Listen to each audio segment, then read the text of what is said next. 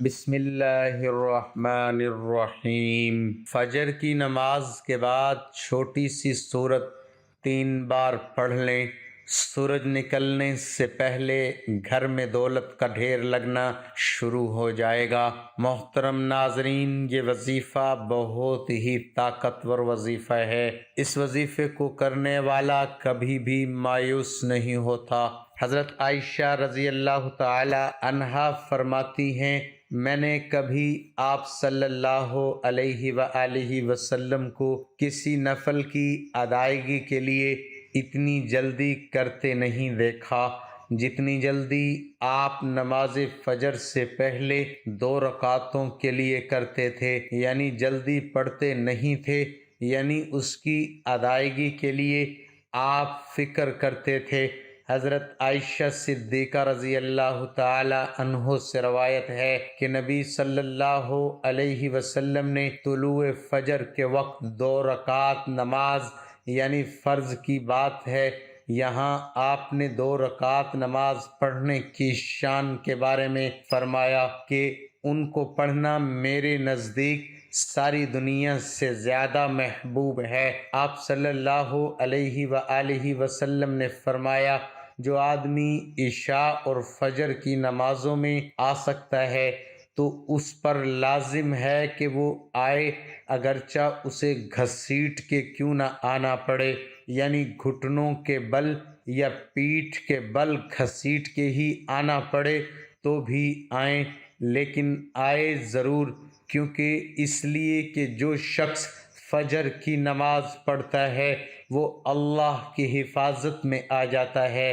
رسول اللہ صلی اللہ علیہ وسلم نے فرمایا، جس نے صبح کی نماز پڑھی بس وہ اللہ کے ذمہ ہے، اللہ کی حفاظت میں ہے، اللہ کے ذمہ ہو گیا۔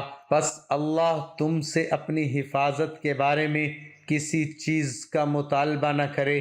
کیا مطلب ہے اس کا؟ یعنی جو اللہ کے ذمہ ہے اس پر کوئی ظلم نہ کرے، اور ظلم کر کے اللہ کے سامنے جو جواب دہ نہ ہو، اس لیے کہ جس سے اللہ پوچھے گا، مطالبہ کرے گا، یقیناً اسے اپنی گرفت میں لے لے گا اور لے کر منہ کے بل جہنم میں پھینک دے گا۔ اس سے کیا بات پتہ چلتی ہے کہ جو شخص فجر کی نماز کی حفاظت کرتا ہے وہ اللہ کے قریب ہو جاتا ہے، اللہ کی حفاظت میں ہو جاتا ہے۔ کسی کو حق نہیں کہ اس پر ظلم اور زیادتی کرے۔ جو اس شخص پر زیادتی کرے گا جو فجر پڑھتا ہے تو وہ دراصل اس ذمے میں خیانت کر رہا ہے جس کو اللہ نے اپنے ذمے لیا ہے۔ پھر قیامت کے دن اللہ تعالیٰ ایسے شخص کو پکڑے گا، یعنی فجر پڑھنے والے کی عزت اور احترام لازم ہے، کیونکہ صرف مومن ہی اس کی پابندی کرتا ہے۔ بہت سے لوگوں کے لیے فجر کی نماز بڑی بھاری ہوتی ہے، وہ ایک خاص وقت سے پہلے نہیں اٹھتے۔ کچھ لوگوں کی اکثر قضا ہو جاتی ہے، وہ چونکہ دیر سے سوتے ہیں تو صبح اٹھ نہیں پاتے، تو ان کی حفاظت اللہ کے ذمہ نہیں ہے، تو اس لیے بہت ہی فکر کرنی چاہیے کہ فجر کی نماز قضا نہ ہو، کیونکہ اکثر اوقات تو اذان بھی سنائی دے دیتی ہے اور وقت بھی پتہ چل رہا ہوتا ہے، اور دوسروں کو بھی ہم دیکھتے ہیں پڑھ رہے ہیں، لیکن فجر کی چونکہ ایک ذمہ داری ہوتی ہے وقت پر اٹھنے کی اور پھر مسجد میں جانے کی، تو اس لحاظ سے اس کی حفاظت بہت ضروری ہے۔ اور فجر پڑھنے والا شام تک اللہ کی حفاظت میں ہوتا ہے۔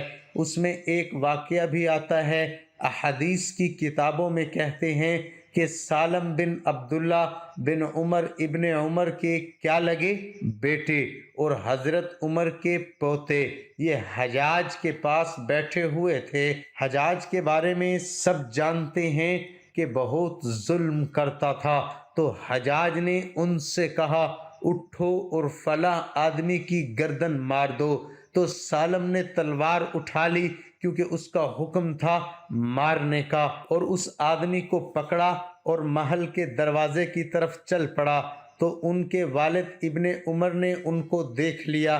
جب وہ اس آدمی کو باہر لے کر جا رہے تھے تو انہوں نے کہا کیا یہ واقعی ایسا کرنے جا رہا ہے؟ انہوں نے 2-3 بار یہ بات دہرائی۔ سالم نے اس سے پوچھا کیا تم نے فجر کی نماز پڑھی ہے؟ یعنی جس کو مارنے کا حکم تھا۔ کہا تم نے فجر کی نماز پڑھی ہے؟ اس نے کہا ہاں۔ سالم نے کہا پھر تم جس راستے سے جانا چاہتے ہو چلے جاؤ، اور وہ واپس آئے اور تلوار پھینک دی۔ حجاج نے ان سے پوچھا کیا تم نے اس کی گردن اڑا دی؟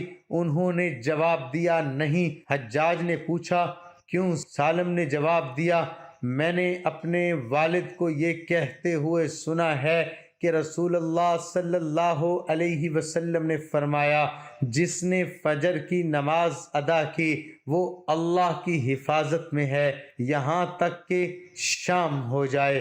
تو ان کے والد نے ان سے کہا کہ سمجھدار رہو، میں نے تمہارا نام اسی لیے سالم رکھا کہ تم سلامت رہو، یعنی اللہ کے ذمے کے اندر خیانت نہ کرو۔ بہرحال اس سے یہ پتہ چلتا ہے کہ انسان سے بڑے بڑے حادثے، بڑی بڑی مصیبتیں ٹل جاتی ہیں جب وہ فجر کی نماز کی حفاظت کرتا ہے۔ اب تو الحمدللہ ہر شخص کے موبائل پر الارم ہوتا ہے اور موبائل ہر شخص کے سرہانے ہوتا ہے، تو کوئی بھی یہ نہیں کہہ سکتا کہ میں صبح نہیں اٹھ پایا۔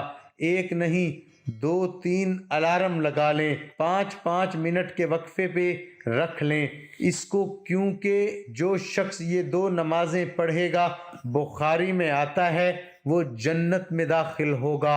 ایک اور روایت میں آتا ہے وہ آدمی ہرگز دوزخ میں نہیں جائے گا جس نے سورج نکلنے سے پہلے اور سورج کے غروب ہونے سے پہلے نماز پڑھی، یعنی فجر اور عصر کی۔ اور پھر آپ نے فرمایا ان نمازوں میں سستی نہ کرو اگر تم اللہ کا دیدار کرنا چاہتے ہو، اسی طرح کہ جیسے تم 14ویں کے چاند کو دیکھتے ہو اور تمہیں کوئی دھکم پیل کا بھی واسطہ نہیں پڑے گا۔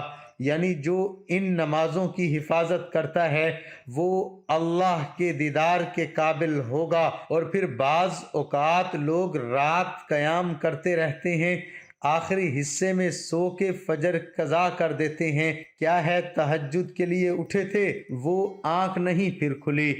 فجر کے لیے تو یہ نہیں ہونا چاہیے۔